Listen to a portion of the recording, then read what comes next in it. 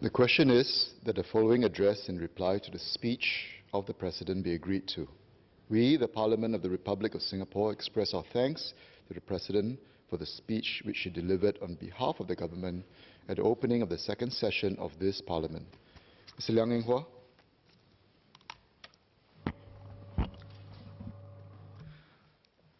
Mr. Speaker, sir, I rise in support of the motion of thanks to the President in the name of Ms. Cheryl Chan. I will speak on one of the key themes outlined in the addendum to the President's address for MTI, which is staying connected with the world as our hinterland. Singapore is really a highly internationalized economy. Our total trade to GDP ratio at about 400% is the highest in the world. We are among the top 15 largest exporter and largest importer in the world. Singapore has an extensive network of 22 implemented FTAs with 12 others in the works. We are among the largest foreign investors in some of the major economies, including US, China, ASEAN, despite our smaller GDP relative to those economies. Conversely, an estimated 37,000 international companies have their headquarters in Singapore, including about 7,000 MNCs. And EDB continues to draw in about $10 billion worth of investments into Singapore each year.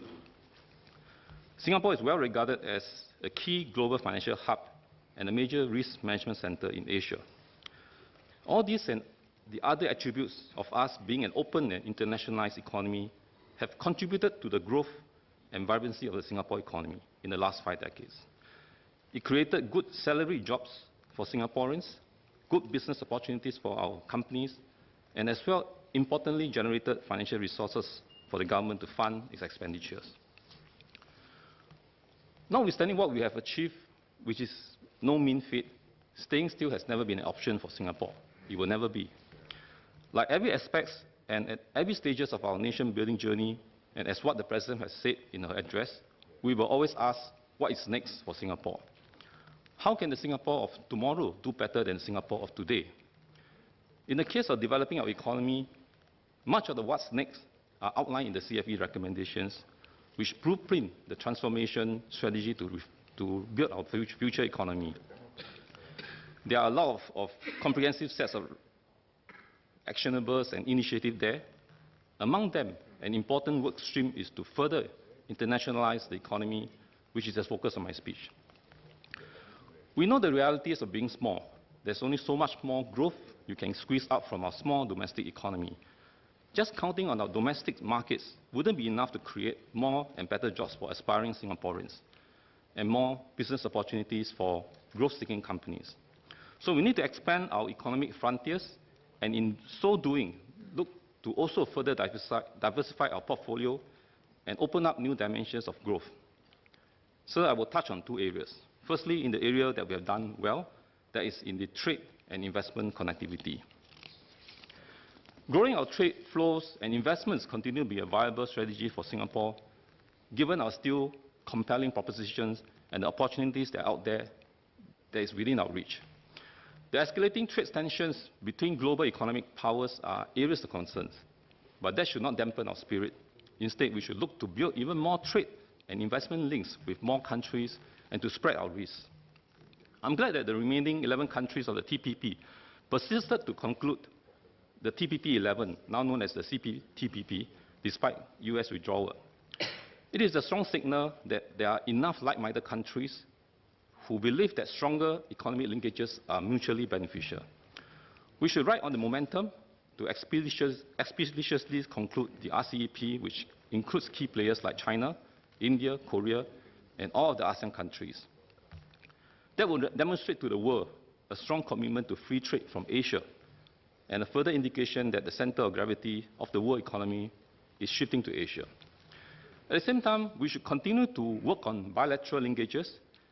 This is of great value. There's great value in seeking more bilateral FTAs, such as the one that we've just signed with Sri Lanka this year, which offer tangible benefits to Singapore companies doing business in Sri Lanka. We should also develop new G2G business platform with regional economies that comes with complementary propositions, such business platforms which may be at local levels are useful in-market networks for Singapore businesses.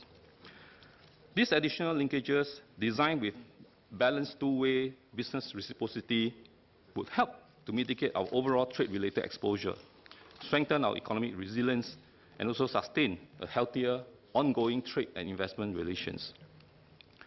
Understandably, as companies venture into newer and less familiar emerging markets, it does come with more risks and challenges for the companies. Here, the economic agencies and the TACs can do more to help companies to moderate the steep learning curve. It can help companies that are entering into the new markets by providing regional specific insights and research, assist with grants and support programs, and of increasing importance to facilitate effective networking in the overseas market among Singaporean companies. The sense among companies that I encounter is that we have yet to finesse the way to hunt impact when venturing overseas. I understand that so far the partnership and collaborations among companies that venture overseas are sporadic, informal, and not well curated at times. The sectoral-focused ITMs are important ecosystems set up to uplift capabilities, but it may be too vertically aligned to help enable cross-sectoral collaboration when companies venture overseas. So an overlay of horizontal linkages across different sectoral ITMs can better bring out the synergistic value between companies and hopefully can help bear more fruits. The merged Enterprise Singapore is now the main workhorse, but we can leverage on the bigger TACs who have overseas presence, as well as the large-size leading Singapore conglomerates who could act like queen bees to bring the smaller companies along and collaborate. Mr. Speaker, the other area is to enhance our connectivity with the rest of the world in the non-physical dimensions. Singapore has been successful in developing regional hubs. It has helped better connect and plug our tiny island to the rest of the world.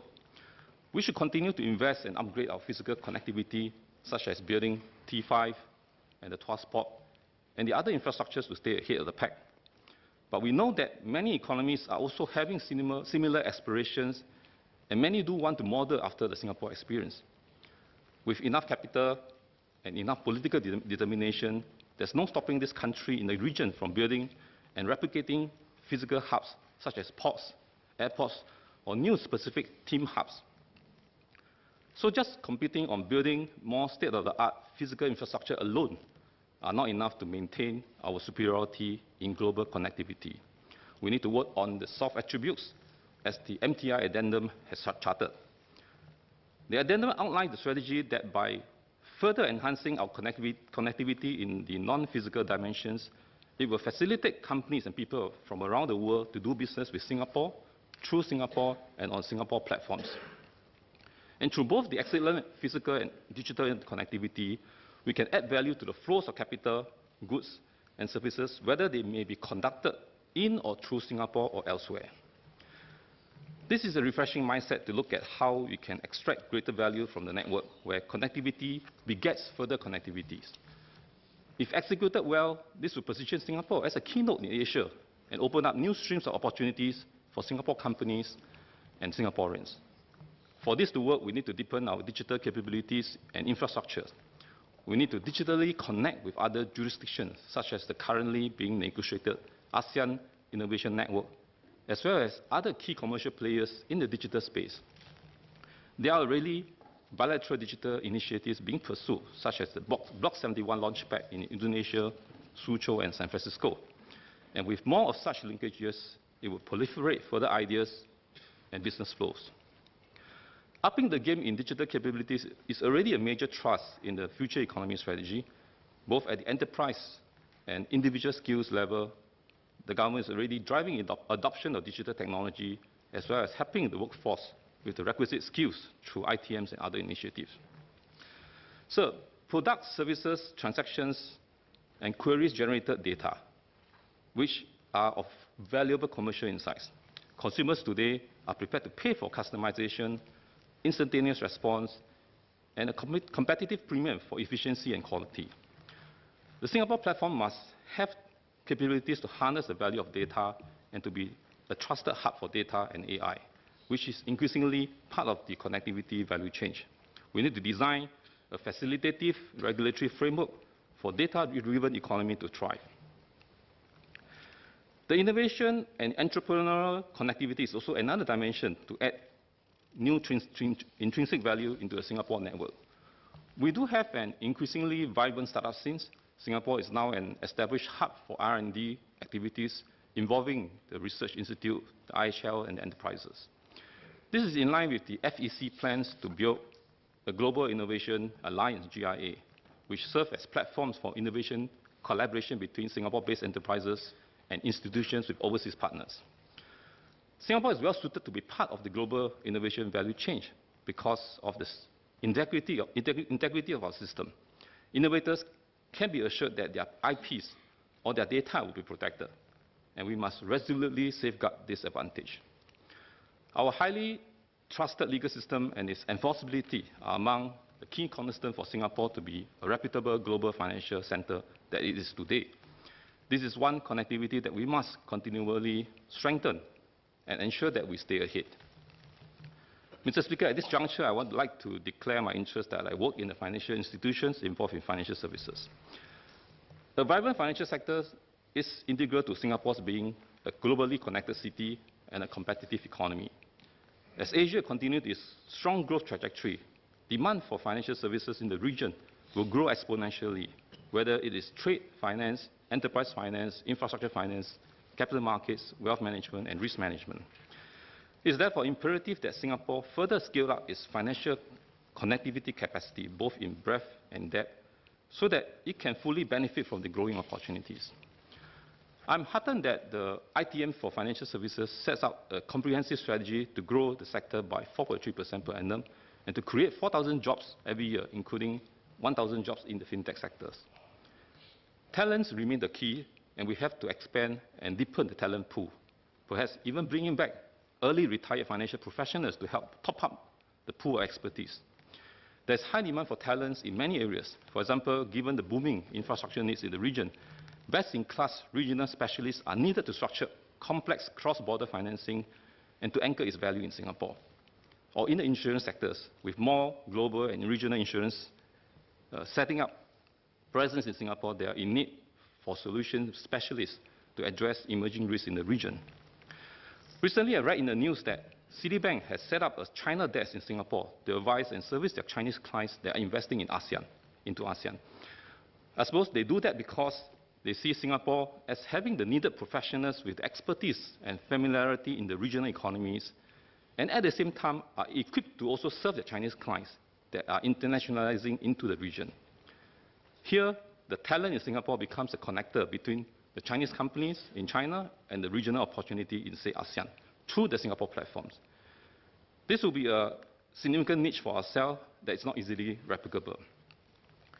There will be more demand of such talents going forward with an economically busy Asia and with mega initiatives such as the Belt and Road taking off with more large-scale projects in the region. We need a bigger pool of talent with deep knowledge of the regional markets, able to deal with the local market's complexity and its risks, understand the different jurisdictions, the business practices, culture, even languages, and the ability to develop professional and workable relationships with these entities, among others. The financial sector ITMs can continuously monitor the state of talent flows and also track whether we have fared well in expanding the Singaporean core. Mr. Speaker, as China grows and internationalizes in leaps and bounds, we should look to expand our connectivity further with China. The Chongqing Connectivity Initiative Southern Transport Corridor is an innovative positioning to leverage on the BRI, the Belt and Road Initiative, and also on what we can offer. We also look forward to the conclusion of the upgraded China-Singapore FTA to expand trade relations. In the last decade, the Chinese yuan, or renminbi, has been progressively internationalized. Singapore is now one of the RMB clearing centers, and China has extended its RMB Qualified Foreign Institutional Investors Program, RQFII, to Singapore. RMB is gaining credential to be another reserve currency of the world, and we will see more international transactions settled in RMB in the decades ahead. For Singapore to stay relevant as a financial center, the connectivity to the China financial market is crucial. We need to seek more accesses so that we can participate into China's inbound and outbound capital flow that's destined to grow further, and to position ourselves as one of the key trading and settlement centers for RMB as it becomes more internationalized. Finally, sir, while we are increasingly more selective in attracting MNCs to Singapore, it remains an important strategy for us. MNC can also serve as a connector for Singapore to the rest of the world. The MTI addendum stated it very well that MNCs bring along with them ideas, innovative capabilities, and create new values for Asian markets. In working with local suppliers, it helps transfer knowledge and deepen capabilities of our enterprise and keep us abreast to developments and trends in the global marketplace. When MNC hubs their regional critical functions here, whether it is marketing, operations, finance, or R&D, it helps to add yet another layer of business and linkage where local and other international enterprise can be networked into. We can foster greater partnership between local companies, MNCs, and Asian conglomerates to venture into other regional locations and together leverage on each other's strengths as well as share the risks. Mr. Speaker, our economy must stay relevant to the world and to the region. It is on this basis that we build our value as a vibrant economy. On the economic front, we have never shied away from taking bold decisions or bold actions, whether it's investing huge capital into building world-class infrastructure like airports and seaports, or reclaiming Jurong Island to develop the petrochemical complex. More recently, we invested significantly to build our R&D capabilities and also take bold actions to reduce our dependence on foreign labor. Under our future economy strategy, we continue to make more bold moves to build the digital economy, to deepen transformation efforts via the 23 ITMs, and to strive ahead with a whole system effort to build a future-ready workforce. The game plans are there, and we are well-resourced to carry out those plans. What we need next is to excite the businesses to see this opportunity, seek to upgrade their capabilities through the ITMs or others, and build a solid bench strength of talent to seek the new frontiers. Mr. Speaker, I support the motion.